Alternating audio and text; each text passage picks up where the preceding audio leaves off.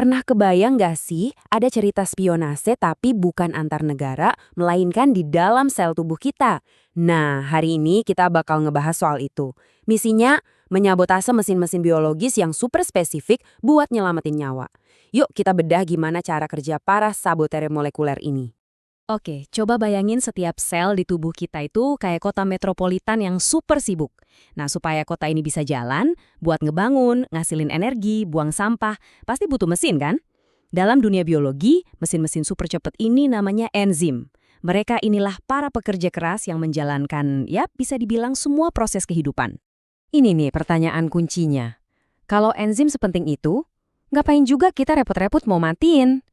Jawabannya, karena kadang-kadang ada mesin yang rusak atau dibajak sama penyakit, misalnya infeksi bakteri atau virus. Nah, untuk menyelamatkan seluruh kota, ya kita harus melakukan sabotase yang tertarget buat matiin satu mesin spesifik itu. Jadi, gimana caranya kita melakukan sabotase molekuler ini? Ini bukan asal hancurin loh, ini tuh operasi yang butuh presisi tinggi. Yuk, kita bongkar buku panduan para sabotir ini. Coba deh pikirin enzim itu kayak gembok. Ada molekul namanya aktivator, nah ini kunci yang pas, dia masuk, muter, dan mesinnya nyala. Tapi ada juga molekul lain namanya inhibitor. Ini nih, kunci yang salah. Dia bisa masuk ke lubang kunci, tapi nggak bisa muter, malah bikin macet, dan akhirnya gemboknya jadi nggak bisa dipakai. Itulah target kita. Dalam setiap misi sabotase, kita perlu kenal dulu siapa aja pemainnya. Pertama, tentu ada si enzim, target kita. Terus ada substrat. Ini bahan bakar yang seharusnya diolah sama si enzim. Dan yang terakhir, agen rahasia kita, para inhibitor, si sabotir yang tugasnya menghentikan mesin. Nanti kita lihat, ternyata para sabotir ini punya banyak taktik yang beda-beda. Oke, kita mulai dengan taktik yang paling straightforward alias paling langsung, persaingan sengit buat dapetin perhatian si mesin. Nah, yang seru di sini adalah visualisasinya. Inhibitor kompetitif itu punya bentuk yang mirip banget sama substrat aslinya. Jadi mereka berdua ini rebutan buat nempel di situs aktif enzim alias area kerja utamanya. Ini benar-benar permainan jumlah. Kalau inhibitor yang ungu lebih banyak, ya mereka yang menang dan reaksinya berhenti total. Tapi strategi ini ada kelemahannya. Karena ini pertarungan soal jumlah, kita bisa ngelawan balik. Coba aja kita banjiri sistemnya dengan lebih banyak substrat yang hijau. Secara statistik, si substrat bakal lebih sering menang rebutan dan mesinnya bakal mulai kerja lagi. Jadi sabotase jenis ini bisa dibatalkan. Nggak semua sabotir suka pertarungan frontal. Beberapa lebih suka pendekatan yang lebih licik, nyerang dari tempat yang nggak terduga. Mari kita lihat gimana cara mereka bekerja. Di sini kita lihat ada dua taktik yang cerdas. Yang kiri itu inhibisi non-kompetitif. Sabotir ini nggak peduli sama sekali sama situs aktif. Dia nempel di bagian lain dari enzim yang akhirnya bikin seluruh bentuk mesinnya berubah. Akibatnya, situs aktifnya jadi rusak dan nggak bisa nerima substrat lagi. Ibaratnya, mesinnya dirusak dari luar. Nah, yang kanan ini lebih licik lagi. Namanya inhibisi unkompetitif. Uniknya, dia nunggu dulu sampai substratnya nempel ke enzim. Baru dia datang dan ngunci mereka berdua jadi satu. Jadi kayak perangkap yang nggak bisa lepas. Makin banyak substrat, malah makin efektif perangkapnya. Oke, dengan semua taktik yang beda-beda ini, gimana para ilmuwan bisa tahu mana yang lagi terjadi? Nah, disinilah mereka berperan kayak detektif forensik.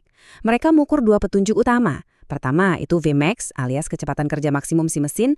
Kedua itu Km, yang bisa kita anggap sebagai seberapa tertarik si enzim sama bahan bakarnya.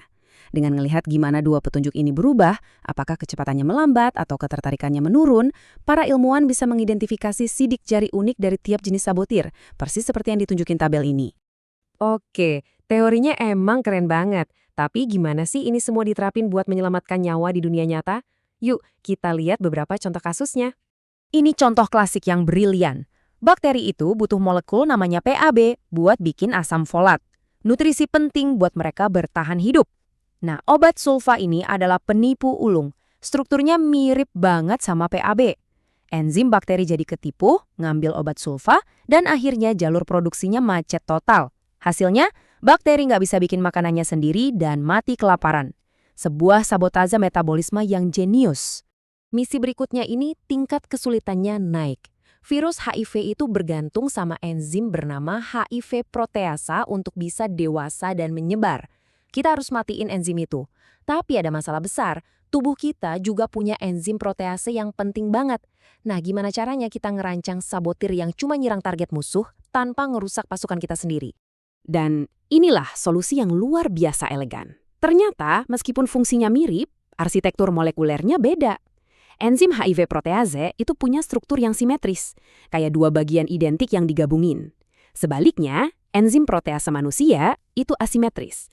Jadi, para ilmuwan ngerancang obat inhibitor yang secara spesifik cuma pas buat gembok simetris punya si virus. Ini bikin obatnya sama sekali nggak ngaruh ke enzim asimetris kita. Keren banget kan? Contoh desain obat yang sangat presisi. Kita udah lihat berbagai macam taktik dan misi yang sukses. Sekarang, saatnya kita ungkap rahasia utama yang menghubungkan semuanya. Jadi, poin krusialnya itu ini. Keberhasilan dalam mendesain obat-obatan ini bukan datang dari kekuatan kasar, tapi dari penipuan yang cerdas. Ini semua tentang menciptakan molekul penipu, sebuah substrat palsu atau pseudosubstrat yang bisa mengelabui enzim target. Slide ini dengan sempurna nunjukin benang merahnya. Coba deh perhatiin setiap kasusnya. Malonat niru suksinat buat entiin produksi energi. Obat sulfa niru PABA buat blokir bakteri. Inhibitor HIV niru target alami dari protease virus.